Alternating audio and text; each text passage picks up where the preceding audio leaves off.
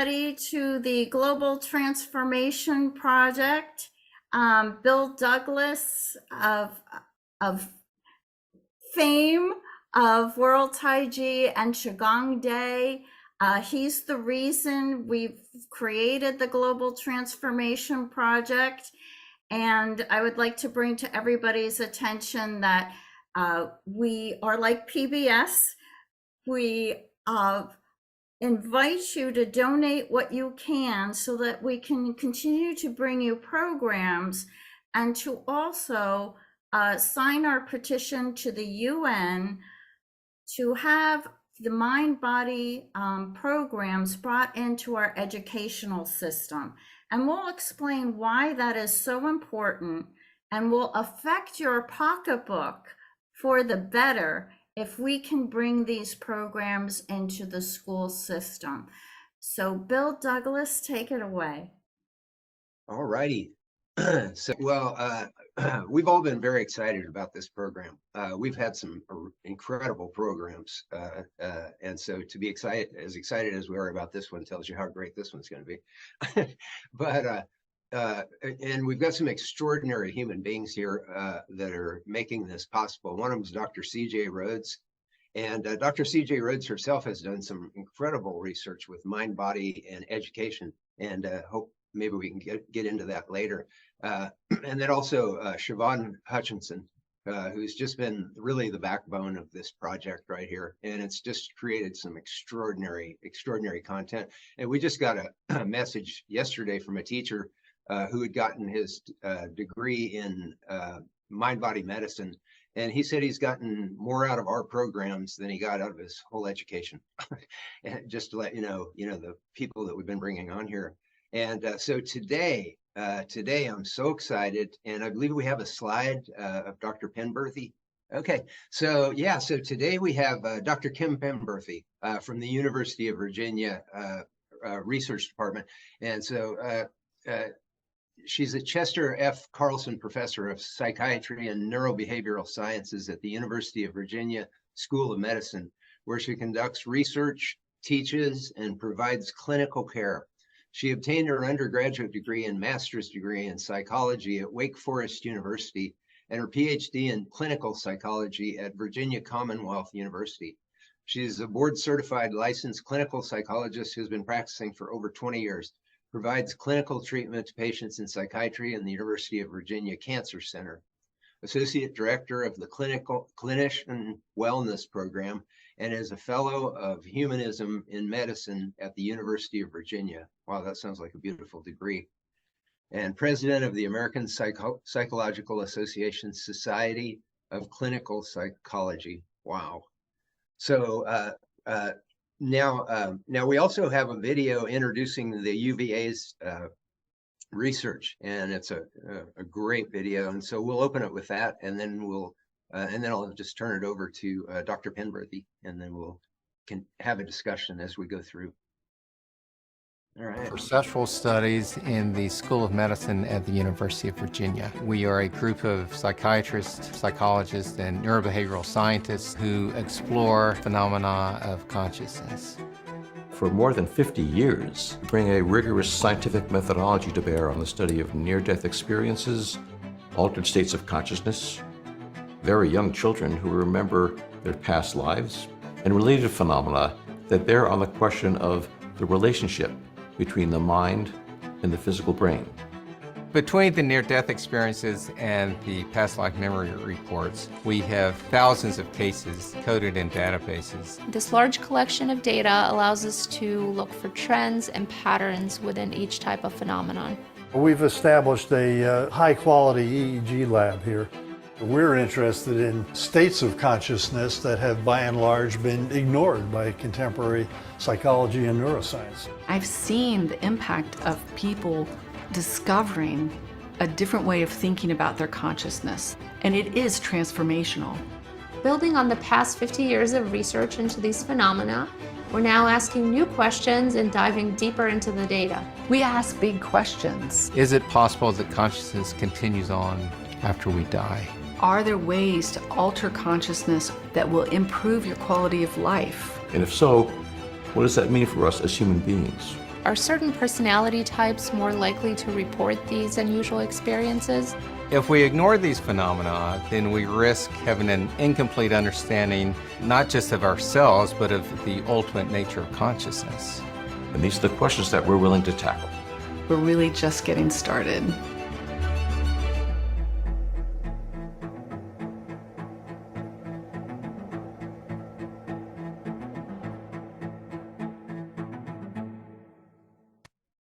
Beautiful. All right. So now, My wife's sitting here. Let me show you something. You've probably seen this guy oh, okay. All right. So Dr. Penberthy, I will turn it over to you and chime in from time to time. Well, wonderful. Thank you. I hope you enjoyed that. We worked many, many hours to get that very, very short video. If any of you have done work like that, you understand it. It takes several hours to get something that polished. I think it's nice to show that because it shows that I am part of a team, and this work has been going on far longer than I've been doing it. That is for sure. So I would, I want to make sure that number one, you are aware how grateful I am to be here and how thankful to have the honor to talk with all of you. I know each of you has so much wisdom, and I hope I get to partake of some of that as well today. I also want to make sure that I am fulfilling your needs, and so I did not prepare a PowerPoint. I didn't want to stifle the conversation. I really wanted to open it up to make sure that your needs are met and that we have a back and forth and we share this journey today. So Bill, I'm happy to keep talking. I think though, if there's a specific direction you'd like me to go in, I'd be happy to sort of orient to how I got into this, if I can start there. Yeah, let's do. Yeah, please do. Wonderful, wonderful. So I like to tell this story because I think it tells, it helps inform people about where I come from and how I approach this work. So I was raised in the mountains of West Virginia on a big farm, and my dad was not a farmer. He was a cardiothoracic surgeon, and my mom was a nurse, a critical care nurse. Growing up, I grew up outside in nature, really very aware of the rhythms of nature, very curious. And when I was very young, I remember having big questions come to mind and being able to approach my mother and father and ask them. And I'm so grateful. They're both passed away now. I'm so grateful, though, for their open-mindedness and their ability to have these conversations with their young child. So early on, I remember seeing animals die. You live up, grow up on a farm, you see the rhythms of life. And I remember asking my father, what is the purpose of life? If we're just going to die, what's the purpose of life? And he said, well, Kim, that's very easy. The purpose of the purpose of life is to reproduce. And so he gave a very classical, scientific sort of explanation. I was like, oh, okay. I accepted that. It didn't seem complete. So I went and asked my mom the same question. And I said, Mom, what do you think is the purpose of life? And she said, oh, Kim, that's so easy. And I was like, well, great. This is awesome. They both think it's an easy question. Okay, what is it? And she said, it's love. And so I had these two, and they were both, in my mind, true. They weren't excluding each other. They were both relevant and true. So since I got questions answered like that, I, of course, had to ask the next big question, which is what happens when you die? So approached my dad, and he said, that's a little more complicated, and I'm happy to answer it. You got some time? I'm like, sure. So he proceeded to tell me about how the body shuts down and sort of what happened, literally your body physically dies. And then of course the decomposition. So more than I wanted to know, but again, in the scientific realm, I then went to my mom and asked her, and she again endorsed that this was pretty easy, a little more complicated, but she said, you return to love. So that was her way of describing the next step after death. So again, all my life, I've held both of these, and I think it has allowed me to do the work I'm doing and span the areas that I span. As was mentioned in my beautiful intros, and thank you, Bill, for that. That was lovely. I am the president of the Society of Clinical Psychology, which is a very mainstream type of thing. These are psychologists across the country that are, very well known for their scientific rigor, and they elected me their president. And I also do this unusual research, exploring altered states of consciousness, things like near-death experiences, and working with people who, like Jim Tucker, who study children who remember past lives. A lot of the work that I do particularly is looking at different forms of contemplative practice and the impact they have on us, not just clinically, but spiritually, changing our belief systems, impacting things like our fear of death and dying. And I have found it to be profound work. And I have found that my open-mindedness has allowed me to sort of consider many options, and certainly to understand that we don't have it all figured out by any stretch of the imagination. So that's sort of who I am and where I come from in approaching this topic in particular. Yeah, we just, our most recent guest was Dr. Spady, who's the father of outcome-based education, and he was on the faculty of the Harvard Graduate Studies in Education program. And one of the things that we got onto was the false reality where everything, we're led to believe that everything falls within the perimeter of what we call rationality. And rationality, of course, rationality is a good thing. I'm not dismissing it, but we discussed that it's just a tiny little slice of our existence on this planet. And when you start to delve into that, that becomes a really exciting thing. And I open a lot of these programs with a quote from Nikola Tesla, and he said that when science turns its focus towards non-physical or consciousness, it'll make more progress in 1 decade than science has made in all the history of science. And so I really feel like the work that you guys are doing is the kind of science that Nikola Tesla was talking about, and it's the most important science that's being done.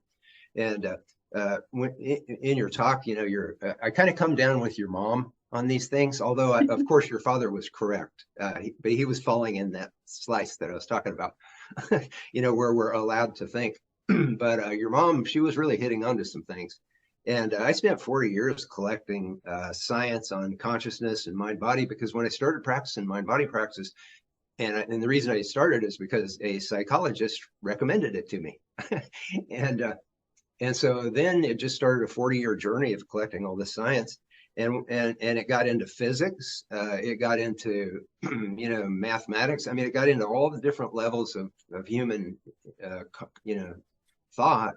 And one thing that the science did was it kept pointing back to connection, compassion, and love as at the core of everything. And I have a book called The Gospel of Science, where I've compiled a lot of this science. And there was some research in there that showed that when we perform an altruistic act that's going to benefit someone outside of us and not us personally, it actually has a healing effect on our DNA. And when we get a selfish pleasure, that degrades the health and the DNA expression. And so it goes right to the core of our cellular structure but it also goes on the global level, because we had Dr. Roger Nelson, who was the 20-year director of research at Princeton Engineering Anomalies Research Lab. And what he found in his research, he was the founder of what's called the Global Consciousness Project. And what they found was that consciousness could affect their computers. And then they started becoming curious, and what it led to ultimately was placing these computers all over the planet. And then they could detect when human consciousness came into greater coherence. And the first indication that they had was Princess Diana's funeral. And there was such an outpouring of compassion around the planet for Princess Diana. She was beloved. And so that's what started their research. But he's in our interview, he said that the most exciting thing that he got out of the 20 years of data collection for the Global Consciousness Project was that when people come together in movements of connection, compassion, and healing, that is when our consciousness most powerfully adds to the coherence of global consciousness. And that was really beautiful. So your mom, I wish your mom was here, you could tell her all this stuff. She knew that already. Yeah, I'm sure. Dr. But it's cool to know the science. Dr. Penberthy, I believe you've done research with random number generators also. We did. So we looked at we did a study that was funded by the Bial Foundation out of Portugal. And I'm very interested in novice meditators. So people, we know if you do this a lengthy amount of time, you can develop some abilities. I'm also interested in, can we teach people meditation? Vipassana was the main focus of our intervention, in a way where they can find some benefit, where it can have some impact, very quickly, even if it's more minimal. And so we did a study where we randomly selected people that had no experience with meditating of any kind. And we assigned them either to an exercise cohort of 8 weeks or learning meditation through very systematic use of the Healthy Minds app. I don't know if people are familiar with that. That's the one Richie Davidson developed at Wisconsin. We wanted something that would be able to be replicated. And then we had them meditate in groups weekly.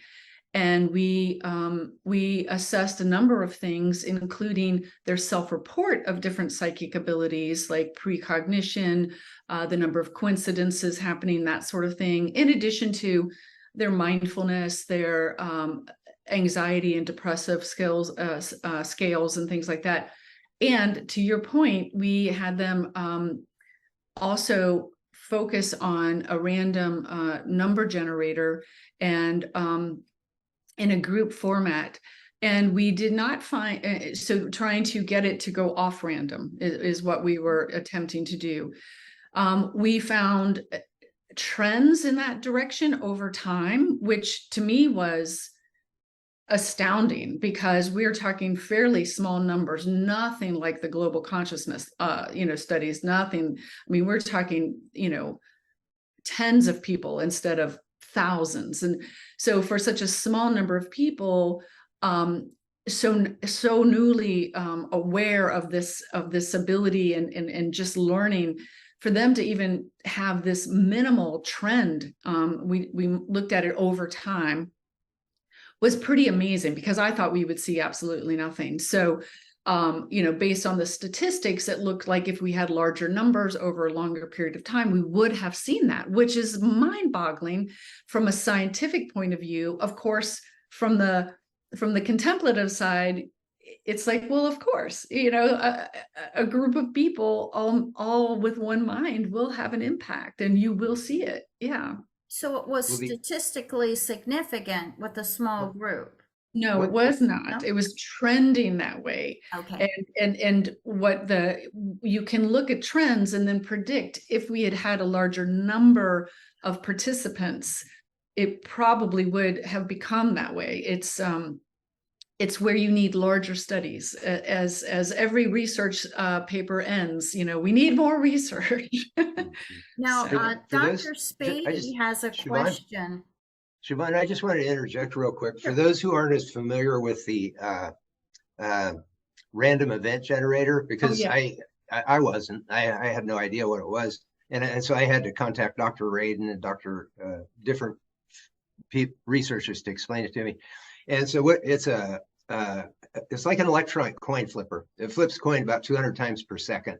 And so, if you let it keep flipping, it's going to be 50-50. If that wasn't the case, there would be no casinos on the planet. You have to have that. And so when they do these studies, they're looking for where it diverges. There's like a zero line in the middle. And when it diverges from that zero line, that tells you that something is happening. The consciousness is affecting that computer, and the minds aren't connected to the computer. There's no wires.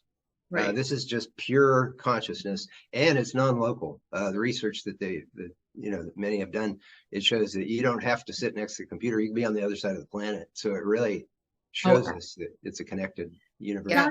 Dr. Bill Spady has a question. So CJ, you might want to take me off and put him on. And Dr. Spady, if you could unmute yourself. Hi. Hey, Bill.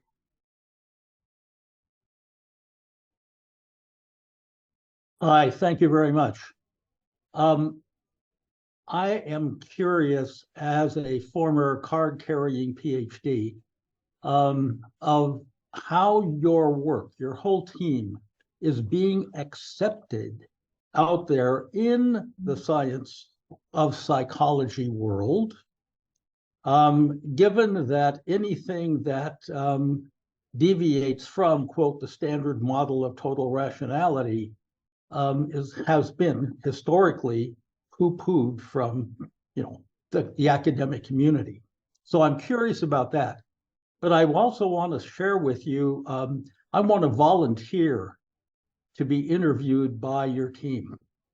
Okay. I have had such a range and variety of absolutely extraordinary experiences that don't fall into any one particular category, and that go beyond, I think, most of the categories, that I would love to have an in-depth conversation with you. I would Bill love has just recently come to my home, and we only had a brief amount of time to talk any further, and a lot of it was just social. But I really want to open up to a group like yours. I did not realize you existed. You are an anomaly. And so I hereby volunteer. Well, thank you. I will follow up with you on that. And to answer your question, yeah, it is pretty remarkable. The division was originally called the Division of Personality Studies, if that tells you anything. So we were called that because Ian Stevenson, who founded it back in 1967, he was a psychiatrist, a child psychiatrist. He was also the chair of the Department of Psychiatry. So that helped lend a bit of credence to this, and he had that authority to begin this work. And he called it personality studies, I think, for multiple reasons. One is he was studying children who remember past lives, and he thought of those as different personalities.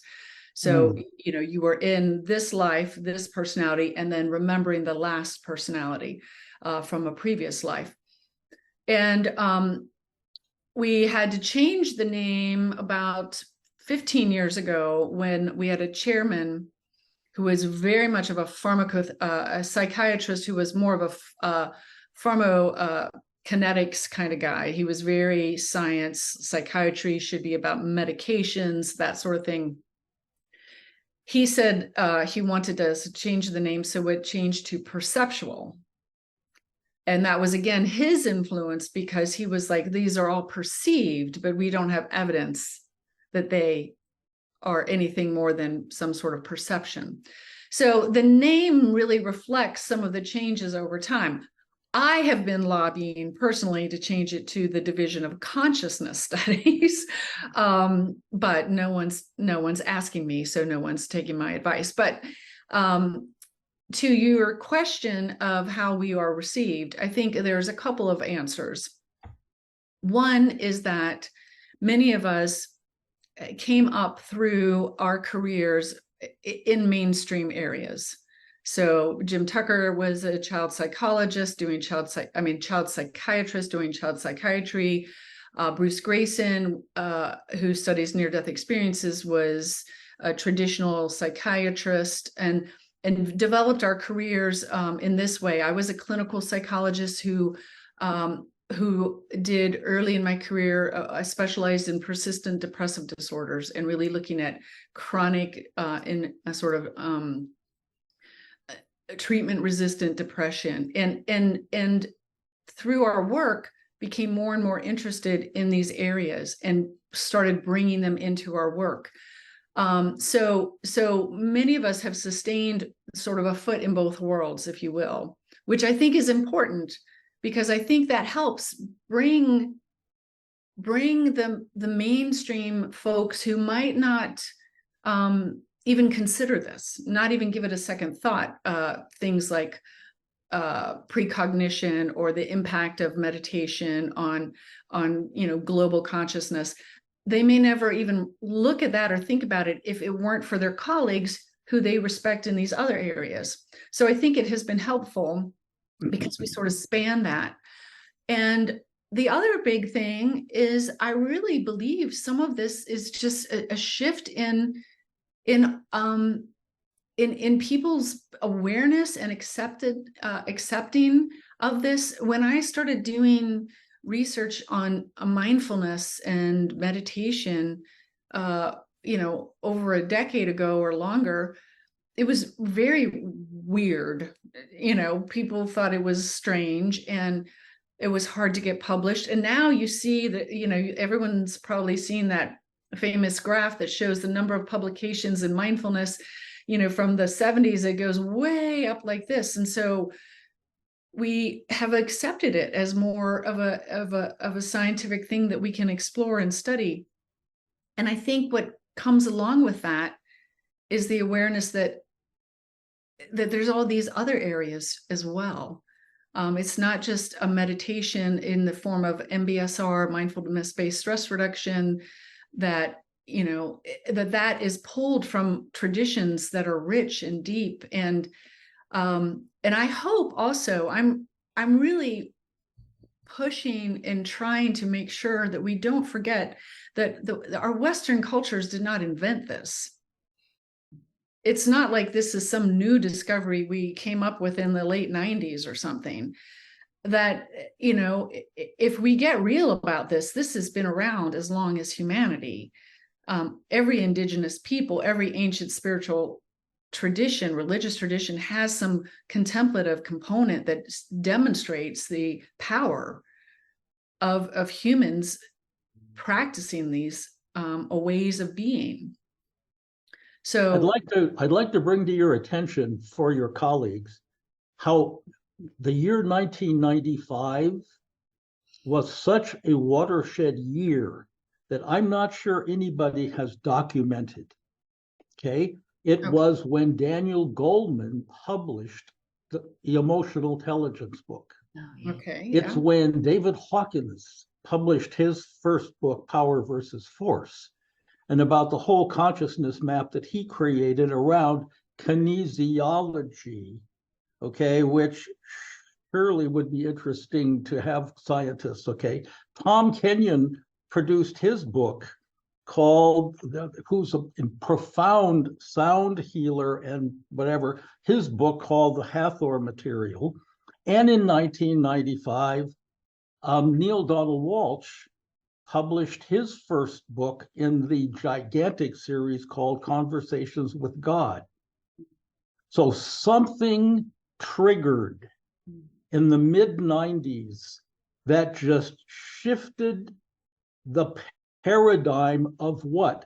Extremely thoughtful, scientific people, in the case of three of them, were able to put out there suddenly about, hey, folks, this is way bigger than you think. Yeah, I'll just comment on that concept that you're talking about, Bill, of like waves of consciousness coming through, because we didn't realize it until like 20 years later. But in 1998 was when we held the very first World Tai Chi Day event. And, now it's in 85 countries. But then later on, we started collaborating with an organization called the World Congress on Qigong. And then decades later, a couple of decades after that, I realized that had started in 1998 as well. So World Tai Chi Day and the World Congress on Qigong, which were both a global effort to educate the mass public about these things, started in 1998. And it was like 1998 or 1997 where the Global Consciousness Project was founded by Princeton's Dr. Roger Nelson.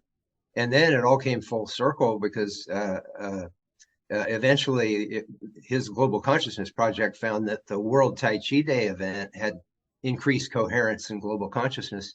And so it was really interesting looking back and see how all that started right around the same year. And it was just a little bit after the time that you're talking about, Bill. Yeah. CJ would like to have a question also. CJ, why don't you come on board? You're on mute, CJ. Muted. CJ, you're on mute. CJ. Sorry about that. First of all, I am fascinated by the work that you're doing, and I have some questions about some of the specifics of the logistically how you're doing it. I'm familiar with Dr. Herbert Benson's studies, obviously, and he had a very specific methodology that he used to teach people to meditate in a very short period of time, telling them to think about God or think about the universe, and then that would get them to the less than 4 breaths per minute, which is what he defined as the mindfulness or the relaxation response that he was looking for. Can you describe, are you using the same methodologies? Do you have more refined methodologies? Could you explain a little bit more about the logistics of the actual research? Sure. So that, no, we were a short answer is we're not using that format specifically. We've typically tailored it to the different studies that we're doing. And I'll give you one example where we tailored an intervention, a contemplative intervention. So we got some funding to look at developing a more of a contemplative intervention for people living with lupus. And I jumped at the chance for this because this is something that I think is so important. Lupus has not had any real significant sort of advances in non-pharmacotherapy interventions in years, decades, probably. And lupus, if people are unaware of, it's an autoimmune disorder that is typically more common and prevalent in women of color. And if you look at a lot of the meditation research, the mindfulness research, it is typically conducted with white upper middle class people. So I really wanted to do this research. So we started with the intention to develop this intervention for this patient population, and realized really quickly that we needed to tailor it to the patient population. So we did some focus groups, and I say that because of multiple reasons, because this is a patient population that's very unique. It's a very serious disease, and yet it waxes and wanes, and so people can be doing fine and look totally fine, and then they can be in a debilitating state. It was also important because it is predominantly in an African-American population of females. So we did some, we wanted to be respectful, we wanted it to be culturally appropriate. And so in that case, we did focus groups and decided to do a couple of different modifications. The first one was, it was so important, the significance of other people in these patients' lives because they could have such debilitating symptoms. They often had people that they lived with who were basically caretakers for when they were so ill. And it was very important to have those people involved. So we developed an intervention that involved not just training, the participant, it trained the participant and their support person. And we really discovered that for our patient population in Virginia, that many of these people, they were predominantly women, were very involved in their churches and Christian and identified typically as Protestant or usually Baptist, not always. And so to them, it was very important, the terminology, the language, that, they had questions about what was this a religion? Were they practicing a religion? Was it in conflict with their religion? So, I think what we found is that it was really important to tailor it to your patient population. Because we're trying to in my mind, we're trying to achieve a state of mind, a state of consciousness. And my belief is that there are multiple ways to get there. And that in fact, we might even, we can get there spontaneously. People spontaneously achieve these states. Some people have to practice and achieve them. Some people will achieve them through ingesting, psychedelics, so that sort of thing. So there are multiple ways to get there. It's more about finding what will work with this person. And we're seeing that more and more also in mainstream clinical psychology and medicine, this personalized approach that really we're all so unique. We come with our own cultural heritage. We come with our own belief system, our own developmental history. And I'll share another example. I've worked with very mentally ill people with trauma histories. And often in that case, if you invite them to sit and meditate, close their eyes, focus on their breath, it is terrifying. So we have to find other ways. Usually it's a movement based, it's an embodied sort of approach. And I think it's so important. Yes, you have to look, I love your question, CJ, because I do think you have to look at, well, can we find a systematic, effective and efficient way to help people achieve this? And yet we can't forget that everyone's going to come to it with their own history and their own experiences that may necessitate a different approach than sort of a cookie cutter approach. And I think Dr. Benson would have agreed with you. He tried many different things, and these were the two things that seemed to work most often, he said. It doesn't mean that was limited to that. How did you measure getting into the state or the altered state or the conscious state or the mindful state? Did you have a measurement for it, or did you just kind of like say, oh no, we're just, we're going to assume that they reach some kind of state? Right. I mean, typically what the best we can do, and for instance, in this study with the lupus patients, we when we would have them in person, we could do assessments with, we use heart math in some of the studies. So we're looking at getting into the realm there that we would want, which for them was like the green, which basically is equivocal to what you're describing. And then we could also use, we had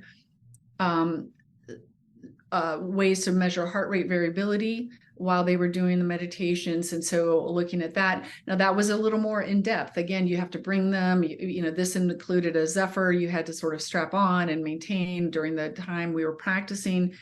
It's much more challenging to then get those measurements when they're home. Now, this was before the time of smartwatches and things like that. So, you'd have to have a lot of funding to do that, because to pay for that, I think more and more, though, we are using ecological measures. So in real time, you can get that feedback that you're indeed achieving what you're trying to achieve physiologically anyway.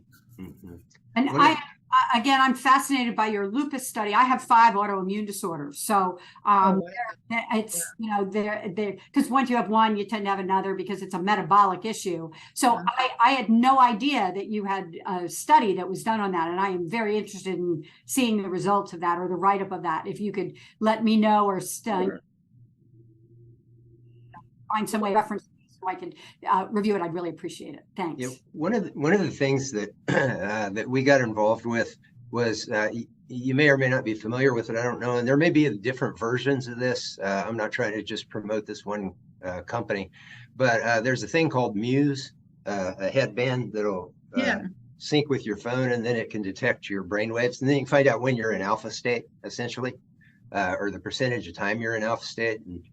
And that was extremely helpful. And then, you know, as we, you know, became aware of all the science that was just showing that it's really a huge miss by humanity not to be teaching kids how to do mind-body practices starting in kindergarten all the way through 12th grade.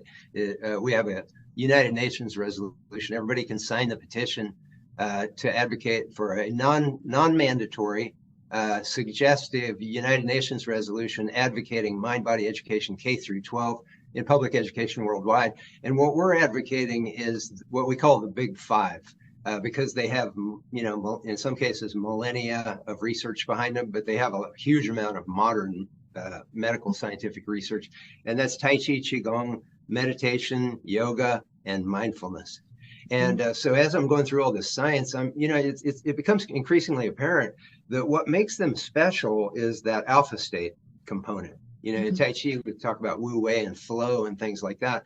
But, you know, from doing Tai Chi and Qigong for 45 years, it's real obvious to me that when I'm in that state, it's alpha state, because you get, you know, once one of my students got me the Muse headband, you know, it was like, that's when I realized, oh, okay, that's what this feeling is.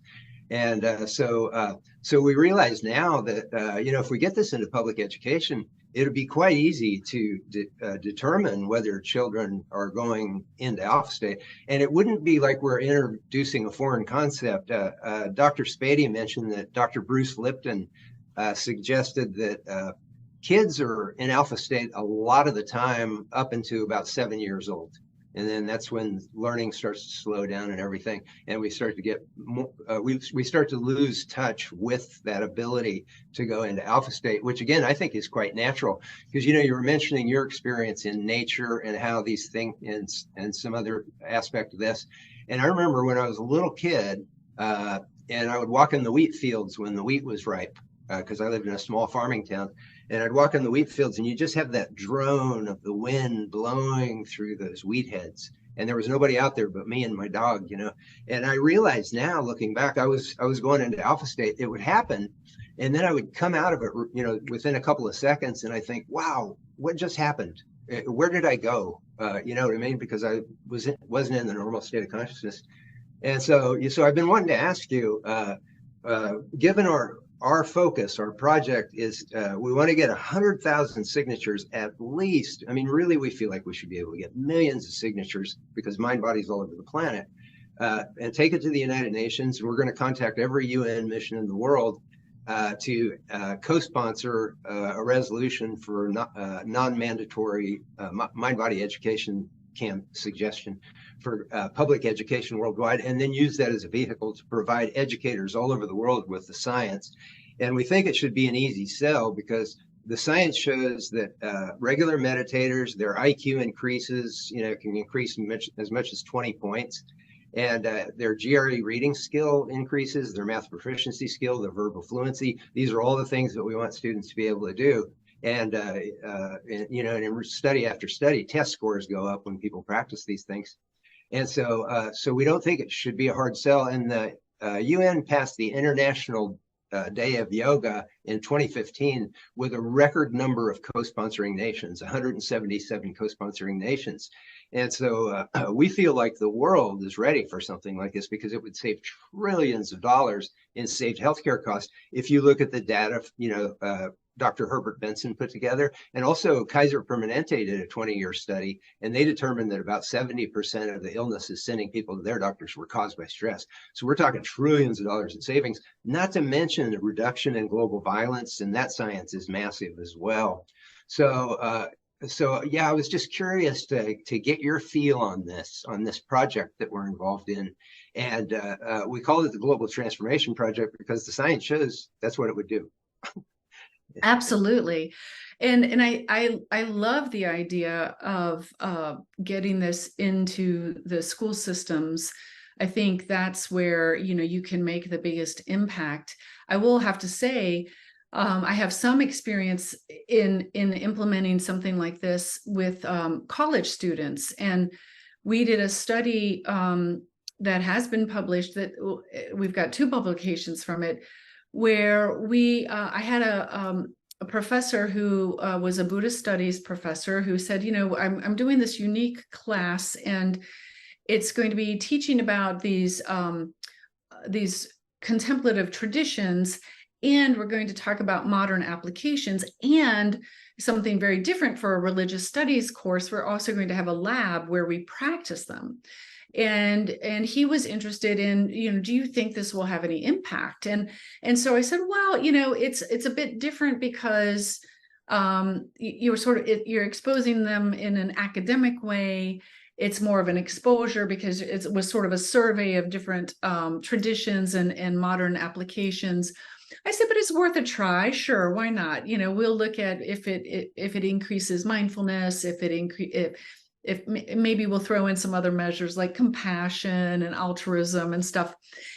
I really didn't think it would have much of an impact, being so short, and being the fact that these are students taking a course. You know, they didn't sign up to, you know, reduce their stress or learn how to meditate. They signed up for a religious studies course.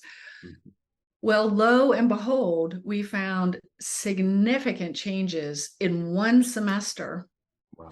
In their in really profound things, like not only mindfulness, but their anxiety levels statistically significantly dropped. Their self-compassion, their compassion for others. I mean, we started to see that, and it was really astounding how significant it was. And I'm trying to remember the number. It was close to, I think, 200 or so students. So it was a large class. And in that one, we had very well documented what they were doing. We had them in the lab. They learned the instructions, and then they had specific instructions on what to do each day over the week. They kept track of this. This was part of their grade. So they were UVA students. They were very conscientious, you know, in maintaining their data. And so we did not get physiological data. However, you know, we got some pretty robust data that they were practicing this. And again, it was a survey, so it was a different thing each week. But they were instructed by experts in it. They were informed about, you know, the rationale. So I know that it can make a difference. I mean, there's evidence, and it can make a difference in individuals who don't even want it to, you know.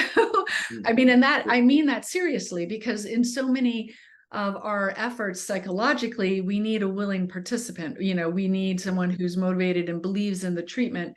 I think for this, it shows you that people can do this and have an impact, even in a very short time period.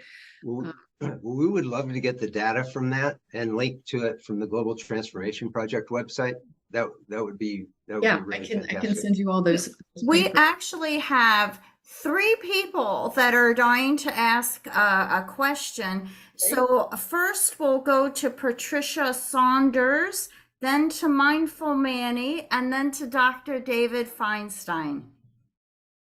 Hi, Patricia. Hello. Oh, so lovely. What I wanted to share, I just wanted to share really, because I have lupus myself. And I spent my whole life meditating. I've been in all sorts of things. But if we talk about what you were talking about earlier on, my meditation, but I still get stressed, uptight, volatile, whatever. But I did Tai Chi many years ago, but not regularly. And I started qigong. And since I started qigong this year, it's like what William Douglas was trying to endorse was the alpha waves. I am a lot calmer. Even my husband says, yes, you don't react now so much. You're much calmer. So I just wanted to share that what you're doing, it's lovely to hear, wonderful, but it's also to say that what William's saying works. Thank you so much for sharing that. I think that's so powerful, and I'm so happy for you. Because I've been doing, I used to do trance work, I've done meditation, I've been in all sorts of things. But you'd think all those things would have helped me over the years, but it was the qigong that is really balancing it all out and making it all much more manageable. So thank you very much. Thank you. One thing, yeah, that was beautiful, Patricia. One of the things that brought us to where we are right now is we've been teaching in education for 35 years now. And so we've worked with, very young children, like preschool, early elementary, junior high, high school, and everything like that. And what we've discovered is you can teach all this stuff in age appropriate ways. So for example, in qigong, I don't personally do it, but I have friends that are teachers that teach animal qigong, where you pretend to be, a tiger, and you breathe in and then you move and you exhale and like a tiger. And so this is stuff kids would just totally they totally resonate to these kind of games. And and that would be part of what would be so exciting. It's like every classroom on the planet would become a laboratory, and then teachers all over the planet could share techniques that worked here and here and there and there, and it would just set off a synergy that would be incredibly exciting. Mindful Manny, you have a question? Yes, I do. One moment. Sounds like you got something else there too. ET phone home. Buenas tardes a todos. Good afternoon, everyone. It is a great pleasure and an honor to share space with everyone here. The bilingual, bicultural aspect, I don't know if this has been caught in studies, but I feel that it does something to, I use the word pop in a very non-scientific way, to pop consciousness. I think we've all experienced it when we go to a foreign country. Our consciousness elevates, right? It raises to another level so that we can exterocept better. Nonetheless, Dr. Kim, I can so relate. I think most of us, maybe if not all of us, relate to that childhood story of asking mom and dad. I didn't ask my mom and dad because my parents were too aloof to give me, like, I could feel like I had mom, dad, and priest. And I knew I was going to get some kind of aloofness or some kind of agenda. So it became like, and it was around age 7, it became like my own existential crisis. But it was that point where I was going from magical thinking to what's my purpose in life? Yeah. So I was seeking direction. But long story short, the direction was not to be obtained from the outside, it was to be found within. And speaking of mind body, the word embodiment, what you were saying earlier about connecting with the body is huge. I've been reading about mind body for decades, and I didn't really get it until I started doing qigong, tai chi, body work, practicing the soft belly breathing in particular, which I learned from Dr. James Gordon from the Center for Mind Body Medicine. That's been like a huge game changer for me. And it's interesting that I don't remember the name of the gentleman who mentioned about 1995. And 1995 is when I had my personal September 11, the DSM would call it a nervous breakdown. I interpret it more as a spiritual emergency. But But like Kim said, both sides were right. Both sides have truth to it. So I play by both playbooks. I would love to learn more about the work that you that your organization, that the university is developing, and I would like to volunteer myself for a future study or just a conversation, further exploration. I work with soldiers, veterans, and in my 56 years, there's only one dream I've had, and it was as a child when I was 5 years old, and it had to do with dying in war and connecting the dots. It was dying in Vietnam from an explosion, and I saw myself be disembodied. I saw the body go this way, the head go that way, but the soul was watching everything from a higher perspective. And I would just like to have more conversations along these lines, and maybe you or someone can guide me to some studies or some additional research that can help me solve my personal Rubik's Cube. That would be awesome. Thank you. Manny, you there was something that you said that about a big shift happening at a time of personal crisis.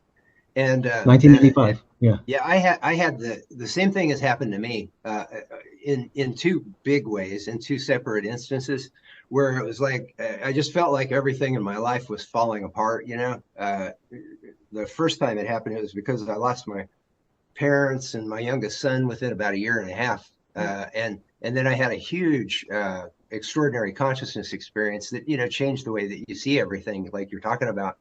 And then I had another one later, and it was during a time of personal crisis as well. And I wanted to see Dr. Penberthy. Have you guys noticed with your data whether these kind of extraordinary consciousness or these leaps forward in consciousness, do they tend to come at times of after personal crisis, or statistically, or do you know? Or well, and I will be honest, we have not really studied that aspect. So we have many people on our website. We have a place where you can describe extraordinary experiences that you have had. And we have so much data there that we have not been able to get to. We have been in the phases of trying to build up. We've just hired 2 new individuals, and we're hoping we can finally get to some of that information, because we have a lot of reports that are similar to what you're talking about. We've just not had the time or the people to help us sort of look through that data. I think that it's not uncommon, for sure, that's when we see many of these shifts and changes. And in the personal stories I've heard from people and the patients I've worked with over the 20-some years of my career, I certainly do see that. Absolutely. Dr. David Feinstein is with us. Welcome. Hi, Kim. Nice to see you again. Hello. It was very, I also found it very interesting to hear the story of your mother's answers and your father's answers to the big questions their young daughter had asked. And somehow with those two sides being able to run a family, I think it really positioned you well to navigate the different worlds. And as it sounds like consciousness became bigger in your consciousness over the last maybe 10, 15 years. And to really look at where the rubber meets the road with a really difficult situation, when you were working with treatment-resistant people who had depression, how does an understanding of consciousness, how do you incorporate that into that really difficult population? That's a really good question. Wow. And that is where I started, reading the literature about different mindfulness approaches, different spiritual approaches, because you're absolutely right. When you're working with someone who is in such utter despair and has built a life that has no reward in it, and they have no motivation. It's all avoidance and trauma. It's been very challenging, and I discovered that I needed a couple things. One is a mainstream psychotherapy that is not very well known in the US, but I happen to have been very involved in as a student, cognitive behavioral analysis system of psychotherapy, which is a challenging therapy to learn and understand, because it is really using your relationship with the patient to sort of break through that. Mm. And so it's got this heavy interpersonal component of really connecting with the patient in a way where you are a consequence for the patient and they are a consequence on you. And it helps to establish and break through that barrier that if you've worked with persistently depressed people, you understand they have a barrier. The environment is no longer informing them. They have shut it down. And so you have to do something to get through that. And that in this therapy approach, you're using yourself. And not everyone's willing to do this. Most of the psychiatrists I train in this are like, I'll never do this, but I'll learn it. But then I'll refer them to you, So I think that's the first piece, because you have to help that person enter the state of consciousness where they understand they do have an impact. Because the persistently depressed people I see no longer feel like they have an impact. They know they don't exist. So you're showing them how they have an impact on you personally. Correct.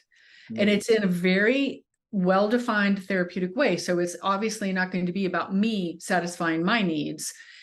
It is, however, about you as a therapist are saying, I have a real relationship with you and you have a real impact on me. So when you sit there dejected, not making eye contact, it impacts me. I feel it.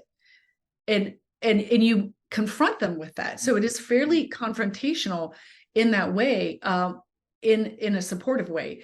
So that's more of the mainstream. And I saw that this worked really well to make that connection, to get people moving.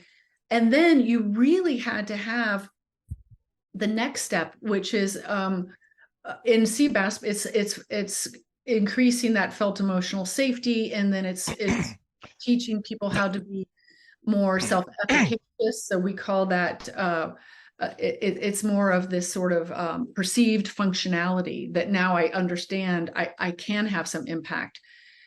The interesting part with the contemplative piece, the mindfulness piece, was that you could teach someone, they would learn over time, and yet it would slip away so quickly if they didn't have some sort of shift in the way their consciousness, their point of view. And that's where, if you are involved in depression research and mindfulness, you understand the mindfulness-based cognitive therapy really was brought in initially to help prevent relapse. So the mindfulness piece is really important.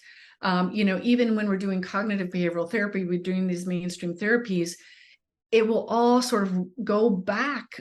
You'll backslide eventually if you don't have this mindfulness component that helps people sort of get in this ability to get into that state of mind where they have a bigger perspective and they can go there intentionally.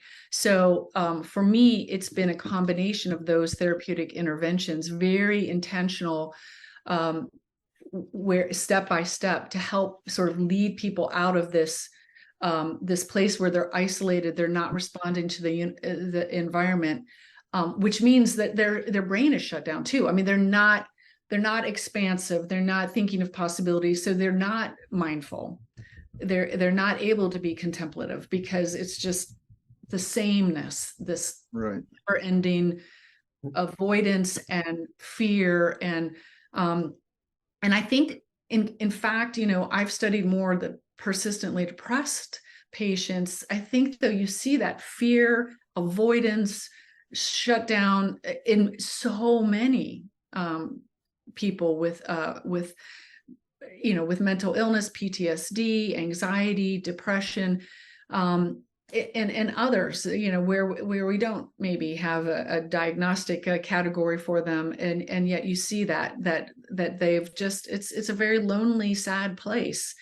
And I do feel that this mind-body component has a huge impact, and this is where maybe qigong, taiji can come in early. I would love to see that, because that's something behaviorally that may help promote that before they can even get there cognitively. So getting their body into it is, yeah. One of the things, you. one of the things, because most of my classes are through hospitals, but also I've taught through court-sponsored drug rehab programs and things like that. And one thing that, it's almost like every day when I go to do the class, it's, in my mind, I think, what if they had been exposed to this from kindergarten? Would I be here dealing with all this stuff? Would they be here dealing with all this stuff? And I think, the science shows that it's obviously no, but the stitch in time saves 9 concept of this, I think, is because one of the things that I keep bringing to everybody's attention is because we lose track of this, but we're the first generation in human history to have all this science. No generation in the history of the planet has had all this science. And if you put it all together and you look at it, it's so overwhelming that it's just, it's really crazy, that we're not cultivating this because, it's Dr. Spady's outcome-based education. I was just thinking this afternoon or yesterday afternoon that, when you find out that mind-body practices increase, IQ, GRE reading score, verbal fluency, math proficiency skills, that's what it is. It's outcome-based. It would bring our education system more towards an outcome-based education system, because we would be providing these children with something that would address these problems that you're seeing in your clinical practice before they actually manifest into diagnosable conditions. And same thing with all the health issues that we deal with in our hospital classes. I don't know. I just bring this up because, it's like we're out screaming this from the rooftops that we need to be teaching kindergartners how to do this all the way through 12th grade. But it's like we say it and, we'll hear people go, oh, that's kind of a nice idea. But it just doesn't seem like it's resonating yet that this would be like a massive solution to massive problems on a grand scale. And that's not even addressing the violence problems, because the research shows, the empathy and compassion parts of the brain get larger. And also, I think that, with this thing that your patients are dealing with, for example, too, is, the major spiritual traditions in the world, they advocate service. And like I said earlier, the research shows that when we're engaged in acts of altruism, our DNA heals. And so when people practice mind-body practices, the empathy and compassion parts of their brain get larger. And Dr. Peter Wayne from Harvard, in one of our earlier conversations with him, he said that doesn't just happen with compassion-based meditation, because that's where it was originally discovered. It's beyond that. It's the alpha state. When you go into alpha state, that connectivity seems to have that. It has that. We see that result where the empathy and compassion parts of the brain get larger, and the stress and fear parts of the brain get smaller. And so these students growing up, they would be becoming more externally oriented, altruistic human beings, because the empathy and compassion parts of their brain would be larger. And then those walls that you're talking about, that grew to separate them from the planet, they may never exist at all. I think that, from my hospital practice, I think that if we did this on a planetary scale, hypertension would be something that people would read about in history books. because we'd have an entire generation of mind-body masters that could very easily lower their blood pressure if it gets too high. And I bet you could probably see the same type of thing with this psychiatric and psychological conditions that you're dealing with. Can I think that would be wonderful. Yeah. I just want to interject that Dr. David Feinstein has agreed to be our special guest in December. So he is a big proponent of EFT, emotional freedom technique, and he is an internationally known psychologist. And perhaps his wife, Donna Eden, may join us as well. But David, personally, I want to thank you for accepting that, and we'll see you in December. We'll now switch to Keith Sharp. He has a question. Keith is coming from England, and if everybody doesn't mind, after Keith Sharp's question is answered, we're going to take a short 5-minute break. Thank you, Siobhan. Dr. Kim, if I may call you that, I'm an elderly gentleman, and I'm not very often called an elderly gentleman nowadays. Bill has mentioned about the mass public, right? How do we get the message across to the mass public that all these wonderful systems, particularly qigong, now getting realized for what its real worth is? But one of the difficulties that I have is that I come from a very practical background in engineering. I am not an academic. And so I find the question that I really need to ask is, how do we convey all these wonderful recuperative, preventionable activities to people like me? Before you answer that, I'm going to take up two people's comments here. What is so strange about 1995? I've traveled to about 60 countries, 60 countries, and seen a lot of cultures. In 1995, I was working as an expatriate in Saudi Arabia, and I was introduced to Tai Chi at the wonderful age of 55. And I thought, I've now found what I really wanted to do.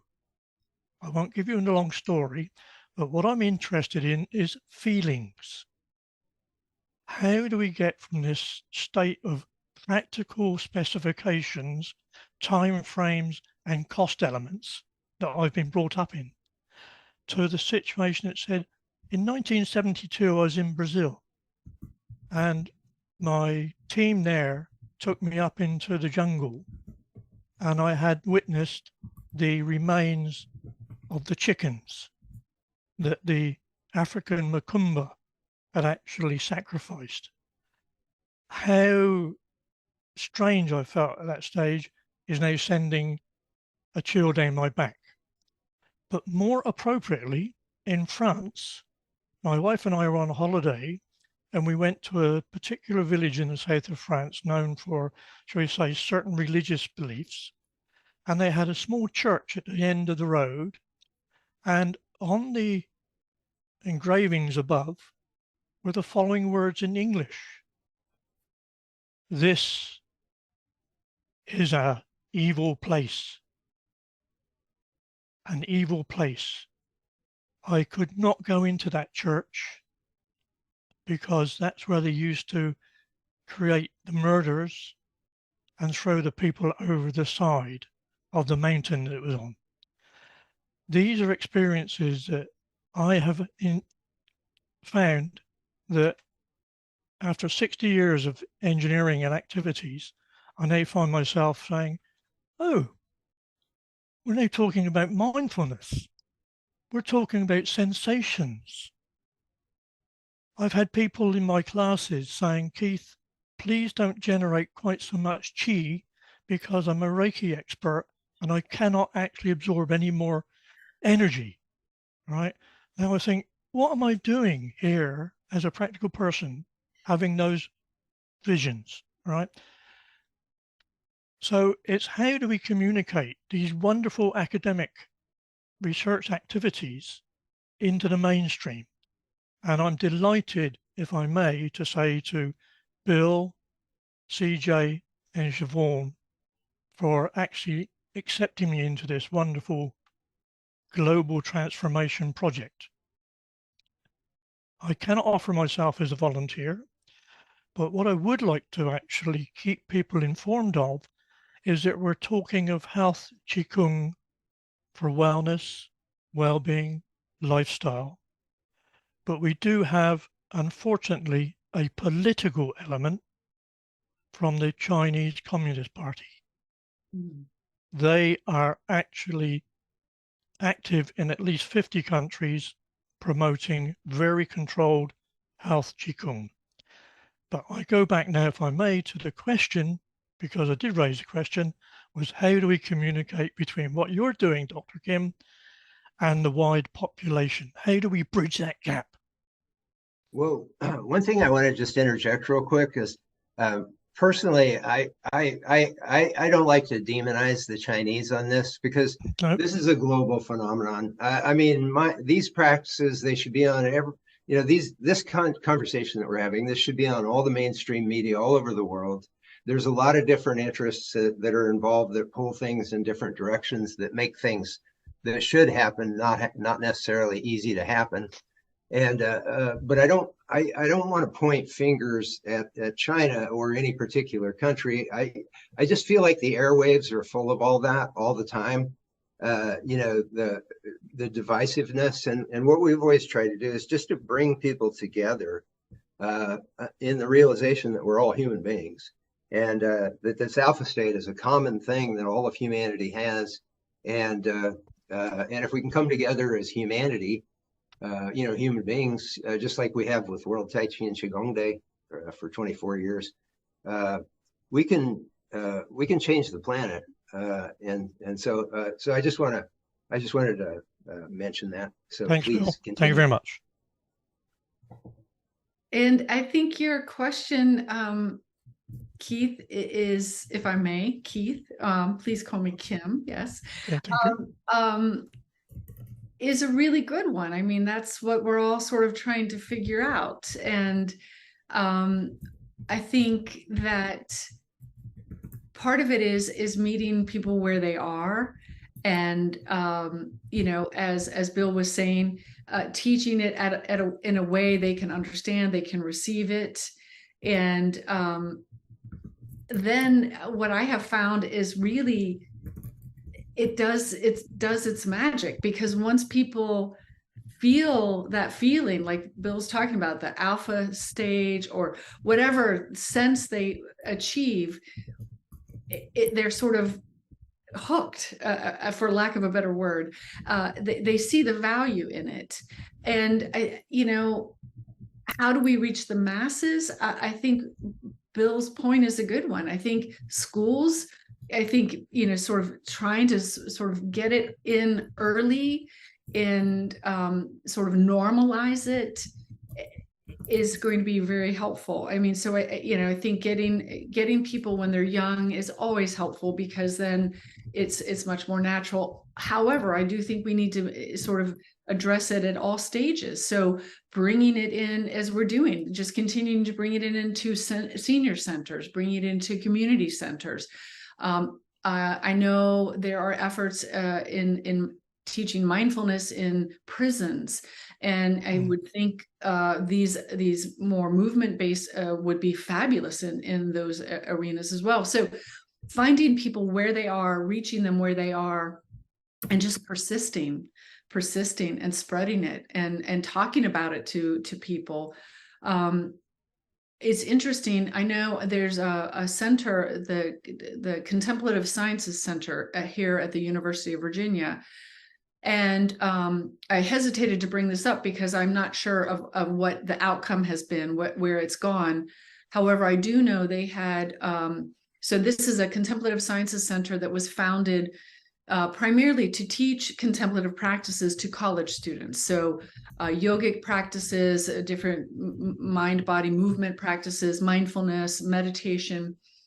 And they had a donor who was very interested in bringing it into the school system. So exactly what Bill's talking about. Mhm. And it was interesting, in Virginia, there was a challenge to that because it was a public school system that they were looking to get into. And because of the terminology in the certain meditations they were going to be training, there was some concern that this was religion, bringing religion into the public school system. So they were not able to do the study in Virginia. I believe they ended up going to California, and I don't know the outcome of it. We got our education department involved because we have people who've done a lot of program evaluation, really good scientists who could really evaluate, does this have an impact? And as I said, I don't know what happened to that study. I think, though, that is the way to go. And of course, Bill, there's lots of data out there. I mean, all of us here know this and see it. It's a matter of, I think, continuing to collect more and continuing to demonstrate exactly what you're talking about, demonstrate the cost savings, speak to people about what matters to them. So how, it matters to me, my own personal health and well-being, and those that I love. To hospital administrators, it matters the cost savings that they receive. So that may be part of it as well, sort of motivating people based on what motivates them. So thank you. Before we take our 5-minute break, Dr. Penberthy, can you spend a couple more minutes with us? Because if you would touch on your work working with patients with cancer and how these experiences, the near-death experiences, have brought comfort to people. If we could do that in a couple of minutes, we'll take a short 5-minute break and then come back. Is that okay? Sure. Okay, great. And CJ, technical question, do I stop recording and then start it up again in 5 minutes? If it was going to be more than 5 minutes, I'd say stop it, but I'd say don't worry about it. You can pause it if you want. There's a pause. You can click on it to just pause for 5 minutes, but don't stop the recording because then you'll get separate. Make any money. None of us we're all volunteers, so the money that you give to donate goes directly to the work. So I once again ask you to donate. I also want to mention that next weekend or next month, not this coming Monday, but the next Monday, September 18th and 19th. I don't know. I'm bad on dates. 17th. When is it?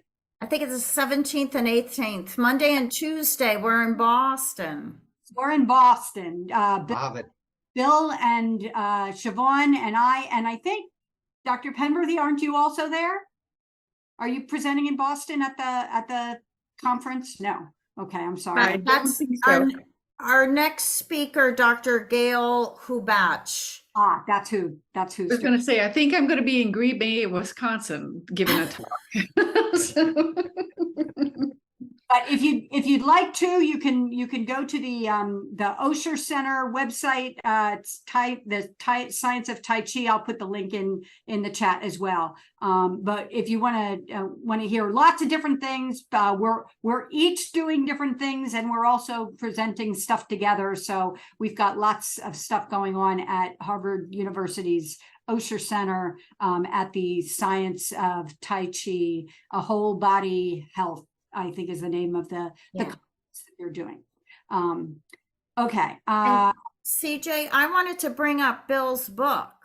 Oh, yes. Go ahead. We can, okay. So this book, it's not light reading. It's easy to read and understandable. It's not like you need a dictionary, but all the research in the past 30 years, Bill has done, I don't know, I keep disappearing.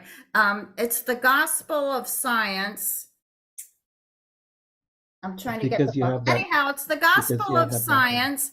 That's good. You can get it on Amazon, and it discusses 30 years of research that Bill has collected on mind-body practices. And as he stated before, it could save us so much money as well as heartache if everyone starts doing, there's something for everybody out there.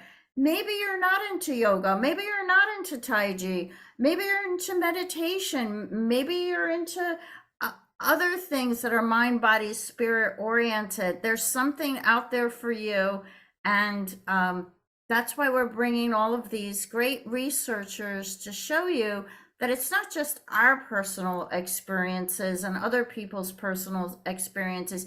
There's hard data to support that these techniques, that these practices are so fulfilling in calming stress, helping with health, becoming more compassionate.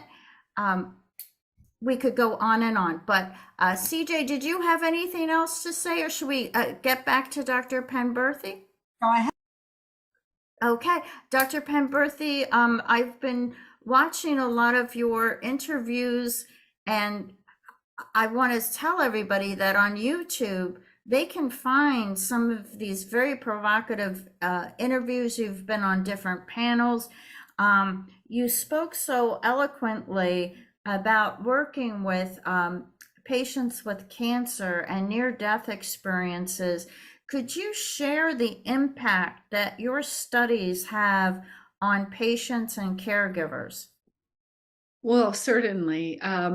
So much of this is driven by the fact that I am a clinician and I continue to work with patients and see, for many of the people living with cancer, fear of death is pervasive. And what I've, noticed, and many of you may have seen the same, our culture is sort of drawing more and more away from a spiritual understanding.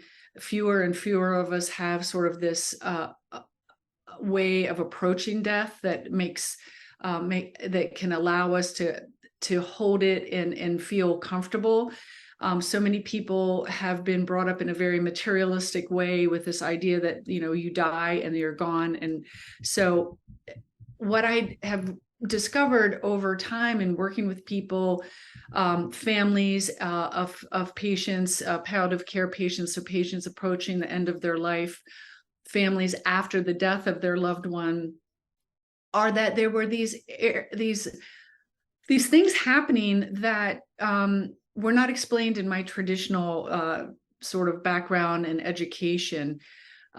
So, for instance, people having near-death experiences, I don't particularly study that. My colleague Bruce Grayson does. And discovering through his research that people who have a near-death experience, typically the majority of them statistically significantly lose their fear of death and dying. And so they have this sort of different way of approaching life. It's almost this consciousness shift that has happened for them. And I remember thinking, well, do we need to have a near-death experience in order to make this shift? And what I found was that no, you don't. That through my work in teaching different forms of meditation or even of mindfulness practices, breathing practices, that people could approach it differently and address this fear in a different way. So I also, in working with families after the patients I've worked with have passed on, discovered, again, just coincidentally through my clinical work, that many of them reported what we would call a communication from the deceased loved one. And that that was happening enough that I was very curious about it. And I got connected with some international researchers, Evelyn Elsayer, who is over in Europe, and another group in the UK in Northampton. And they got funding to do a large study, a survey study of people who have reported what we would call an after-death communication. In some of the literature, it's called a hallucination. To these individuals, it's very clear that it was not a hallucination. But they were doing a large study and invited me to conduct the same survey in the US. And so we did that over the years of during the pandemic mostly, which was handy because it was all online. And we've now analyzed some of that data. Again, just looking at the impact of what happens when you have one of these experiences. And we did recently just put this out there, the data on specifically widows and widowers who had communications from their deceased partners that they perceived. And we were looking again at the clinical impact. And what we found is that for their bereavement, for their grief, that this seemed to help. 81% of them endorsed that it significantly helped their bereavement process. And that interestingly, it helped them, again, significantly, they endorsed a change in their spirituality. So endorsing that they were more spiritual and had it had changed their belief system in a significant way. Now, to me, what this is again, it's consciousness. It's some ability to impact this. It's almost like a light bulb going off for people where they have this aha moment, whether they're achieving an alpha stage, I don't know, an alpha state, or some profound insight, some sense of connectedness. This is where we're seeing again and again, sort of across, and I'm looking at this theme across people who report near-death experiences, people who report out-of-body experiences, people who do these contemplative practices, these mind-body practices, people who do meditation, people who have an experience of an after-death communication. They all seem to be achieving this state of consciousness that I think is exactly what we're all talking about, that is so positive for us, that may even be, if you look at some ancient texts, our natural state, the state that we naturally are designed to be in. So I find it fascinating. And that's why I say, I think people can achieve this state of consciousness in multiple ways. And in finding all the ways that we can is so important. And getting it out there, doing the work that you all are doing is so incredibly important, because I think we all have this within us and all have this ability to achieve this. We may, as you said, CJ, approach it different ways, or I think it was Sivan, you said that, we may come at it different ways. I think we all have this innate ability though. And it would be just, I think transformational is the perfect word to think about, even if a significant majority of us, or even a significant minority of us worldwide achieve this state of this ability, how profound that would be. Yeah. For all of us, all the sentient creatures on this earth, for this earth, So thank you. Yeah. Thank you so much for the work you continue to do. Dr. Penberthy, if I'm not mistaken, you also do transcendental meditation, correct? I have practiced that for a long time, since my mother taught me when I was very young. So yes. Wow, your mother sounds fascinating. Really fascinating. I secretly think she might have been a Wiccan and she just didn't know it. So maybe we should have her on the show too. But Dr. Penberthy, I think Bill and I have brought this up a couple of times in our program together, that the Maharishi Maharav Transcendental Meditation had made a prediction that if 1% of the population all meditated together, it could have a profound effect. And he was wrong. It was the square root of 1%. They did a huge study in Washington, D.C. And I forget what year, but it was in the 93, hottest, I think. Pardon me? I think it was 1993. Okay, in the hottest summer of Washington, where the crime rates would spike when the heat would go up. And the police department was so astounded by all these meditators coming into Washington all for a week meditating. They showed such a drop in crime that even the police wrote about it. So it has 23%, such a profound effect. 23% drop in violent crime rates at the high crime season. Yeah. Beautiful. That's amazing. Yeah. And that was followed up. I have all this data in the new second edition of the Gospel of Science, but that was followed up by a larger study of 48 cities, and all 48 of those cities, their crime dropped in comparison to the control cities, and that effect lasted for 5 years. It's amazing. Yeah. I mean, it's like so many of the huge issues that we're facing in society are so easily solved, but we're just, it's like, I can't remember if it was Bertrand Russell or Oscar Wilde, but they said the solutions are always simple, but humanity will stampede all over simple solutions to get to something more complicated. And, and I think the media has a vested interest in that because fear sells. If it's conflict and divisive and it gets you upset, it releases stress chemicals, and then people get addicted to go back to get those stress chemicals, those neuro highs, from watching the media. And so they have a economic interest in providing content that doesn't provide simple, elegant solutions to problems. I think the more civilized we get, and I'd use that in quotations, the more complex.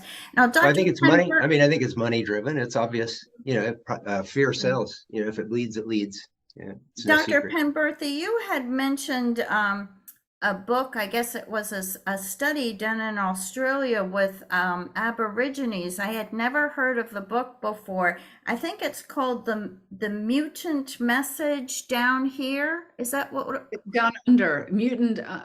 It was, it's Mutant. I can find it, Mutant Down Under. But so, yeah. The interesting part was that. Is that your book? No. Oh, okay. Just like Native Americans who we have, I forget which chief it was, but I believe it was after Little Bighorn that he had led his people out of the battle, and the soldiers couldn't find them, and it was like he had these mystic qualities about the ability to avoid them for the longest time. He was a shaman, he was a chief, and it sounded similar to what you were saying with the Aborigines in Australia, just taking it for granted that their connection with a higher spirit or whatever you want to call it, that mystical piece that we're all talking about, they had that connection. It was just like we lost it in our civilization.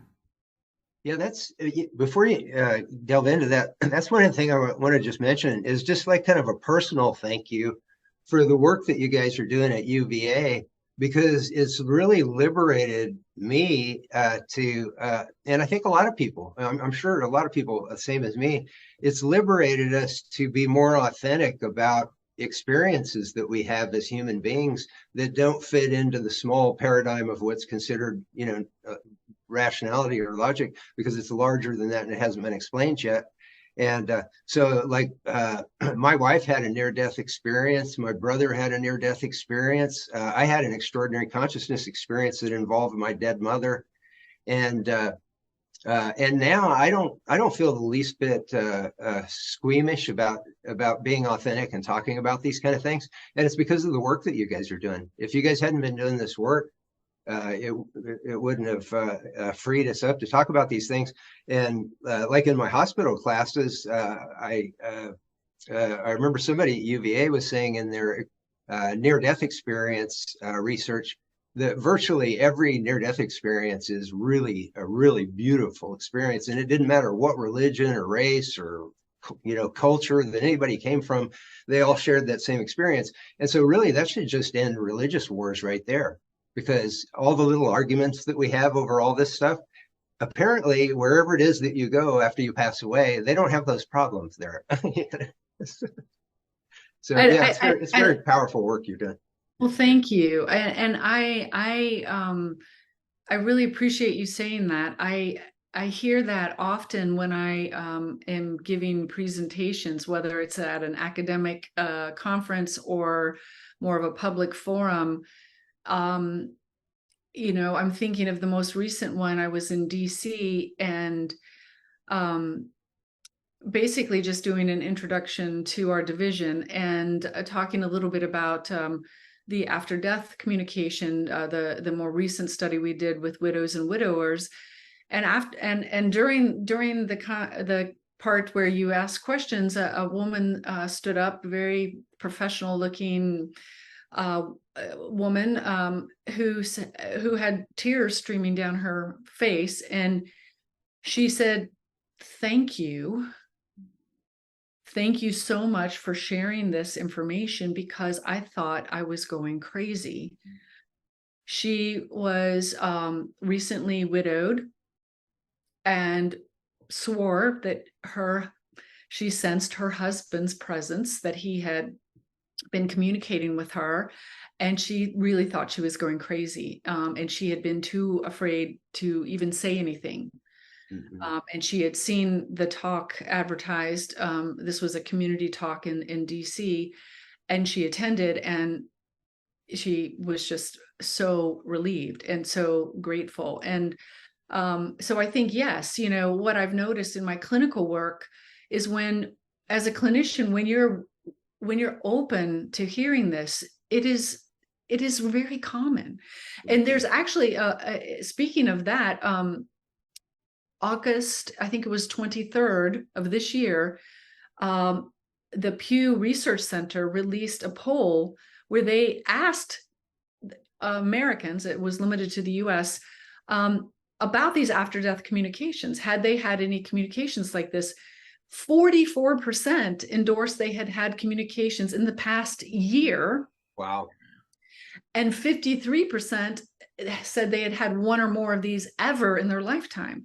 So that's huge. That's like half our population endorsing that, you know, in a poll. So people are experiencing these things.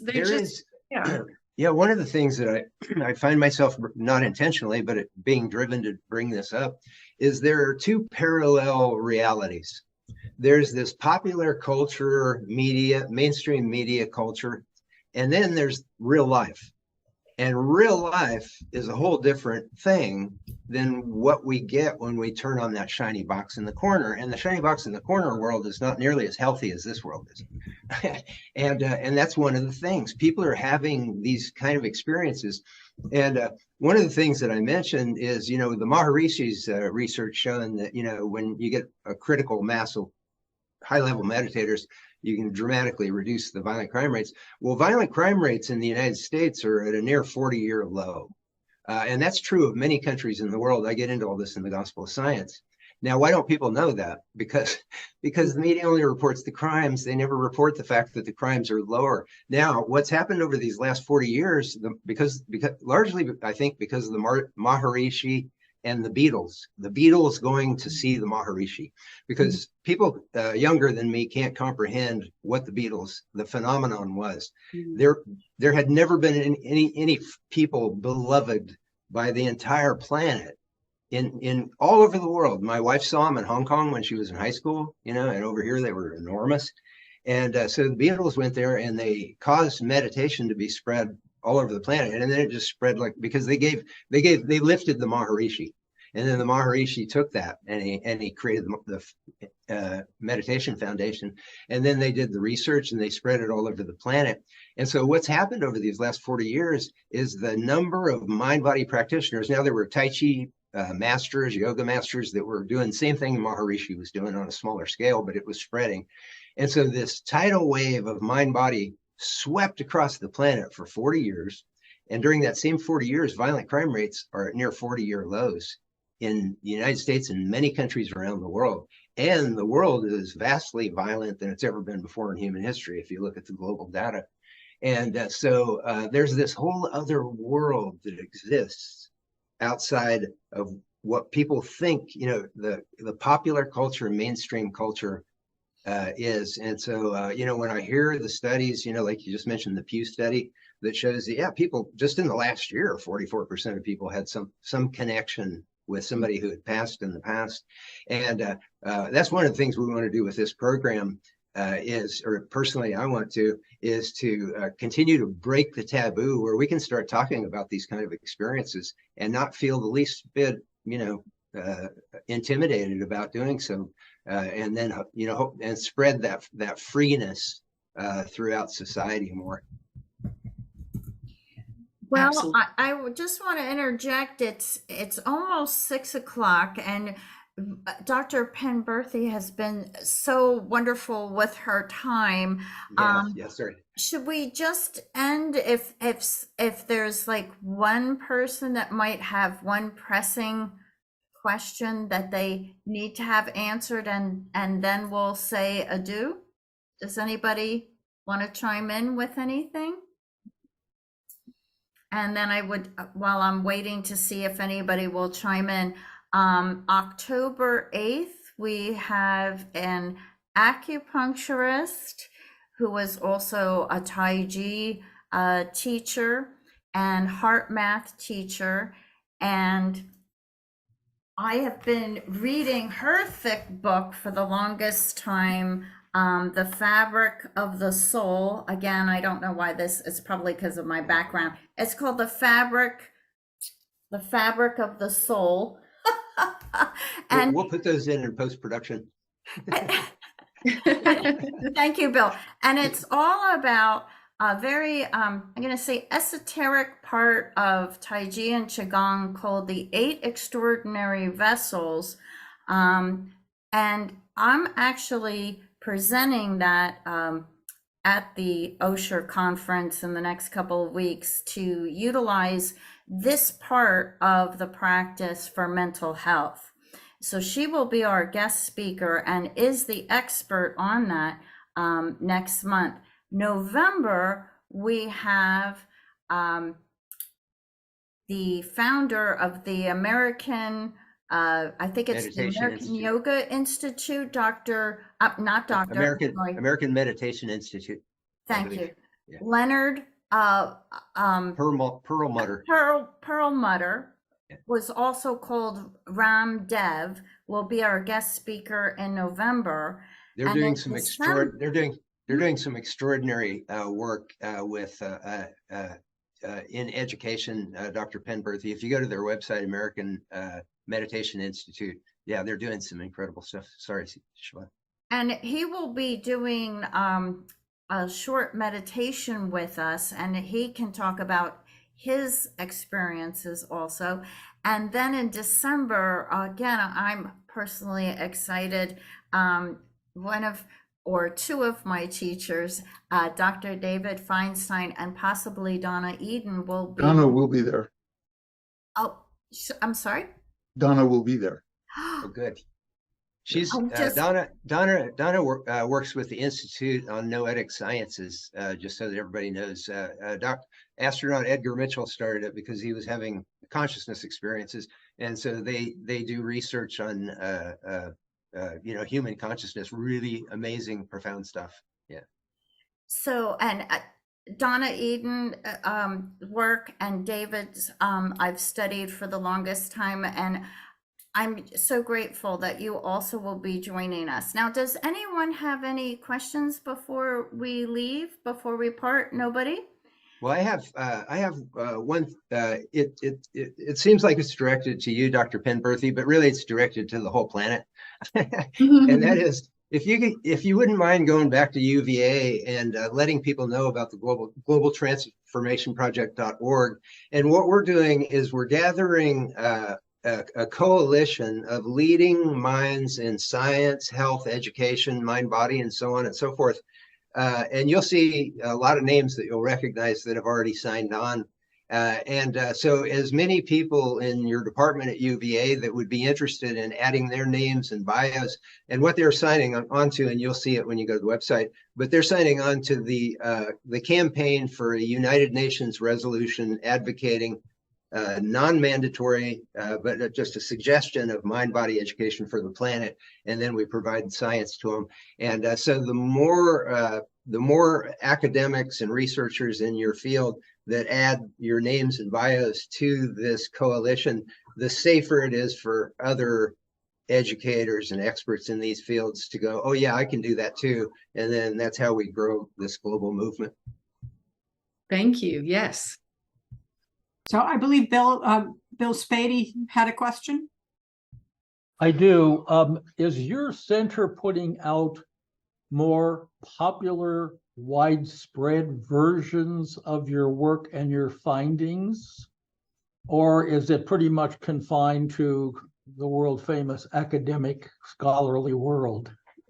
That is an excellent question. So up until now, it has been pretty much scholarly, and we are aware, we're working on a strategic plan where we're aware that we need to sort of move beyond that. Our division has historically stayed under the radar because of the work. And I think we're reaching a point in time where we can sort of, as we've been talking about, where we may not need to stay under the radar so much, where we can put this out there, not just in scholarly journals or at academic conferences, that we can start to spread this in a more popular way. I will have to say, you know, the majority of the researchers in my division are very serious scientists. They're introverts, and they're not as comfortable in that mainstream arena. So we will have to work on polishing up our presentations and getting out there. I think also what we probably need are books and articles that are more accessible, you know, sort of hearkening back to, you know, one of the early people that did this work was Raymond Moody, who was at UVA, and those books that reach the popular level are ones that are more easily accessible to everyday people, that tell stories that, you know, I think Bruce and Jim have both written books that are out there in the general public that have done pretty well. Bruce wrote one recently about the near-death experiences called After. And Jim Tucker has written about children who remember past lives, which was, they didn't even plan it this way, but it was called Before. So, I think though more of that getting in the mainstream, it can then reach people, and maybe again, to what Bill was talking about, just, you know, make this more of something that we can talk about and accept and utilize and teach and employ just as sort of part of our mainstream life, which would be wonderful, you know, to join each other. And it is happening. It is happening more and more. We have meditation on the lawn here at the university where, you know, hundreds of people get together and meditate together in a pretty routine way. Some of that stopped with in person with the pandemic, and yet we're beginning to emerge again and do these things and spread the word that way. So thank you all for the work you're doing. And Bill, to your point, I'm happy to share the message about this, the signatures. And I think you're absolutely right. The more momentum you get, the more it opens up and frees people to feel like they can do the same. Mm-hmm. Mm-hmm. But I also want to say how utterly important it is to have that academic. I mean, there's lots of people can say things, but if you're not doing the real research to basically identify whether there's any reality to that, that's where I think your work is so utterly important. I want to thank you so much. And that's what's driven our work. You know, it was building the science, and then the science led us to the realization that, hey, it's nuts. We're not teaching this to the public school kids. Yeah. Well, we've gotten so many people in chat thanking you, Dr. Penberthy. Thank you for your valuable time and your insights and your work. And I'm sure all of us are going to be following you. And do you want to bring up your book? We did have it in our slides. The book, you co-authored it with your daughter, did you not? I did. Yes. So our daughter is Morgan Penberthy, and she was working in DC and came to live at home during COVID because she was like, why should I pay to live in this little hovel in DC? If I'm never going anywhere, I'll come home. And we wrote this. She is a trained mindfulness instructor and yoga instructor, and also in graduate school right now for clinical psychology. So while we were here all together as a family, we decided to do this thing we talked about for a long time, write a book. So it's I love it because it's not just got this old geezer's opinion. We have this wonderful millennial who, has a different perspective. So we both have voices in the book. How old was she? How old was she when she started to meditate? 20. For her? Oh, Yeah. gosh. She started a club in middle school called the Peace In Club, because there was a Peace Out Club that was about demonstrating kindness to others. And she loved that. She was a member of that. And so she said, I'm going to start one that's about meditation. And it quickly became a very popular group in her middle school. Well, if your daughter wants to add her name to our list as well as a co-author, she could share that story that she started in middle school. Yeah, that'd be awesome. Oh yeah. She learned early, and it's been incredibly helpful. And I think that's another way to reach people. This club was started by a student and supported by the school, and spread the word to a lot of people who have since then, sort of given testimonial to her that it really had an impact, especially for them in middle school, moving in through high school. That's what inspired her to go ahead and get formal training in that and in yoga. So she will be incorporating that from the get-go in her clinical work. CJ put the link to your book in the chat. Yep. And I'm thinking maybe we should have the 3 generations of you women, your mother, you, and your daughter in a future program. And your mother passed away, right? Unfortunately, she did. So she'll be there in spirit. Okay. I'm sure. Oh, I'm sure she's here. Yeah. My mother's visited. All right. I want to remind everyone that if you can support our work, that link is also in the chat. And if everyone can turn on their I'm going to remove the spotlights, and so if everyone could turn on their video for just a few minutes, we'll take a little picture of everybody, and so we'll go to gallery view so you can see everybody. And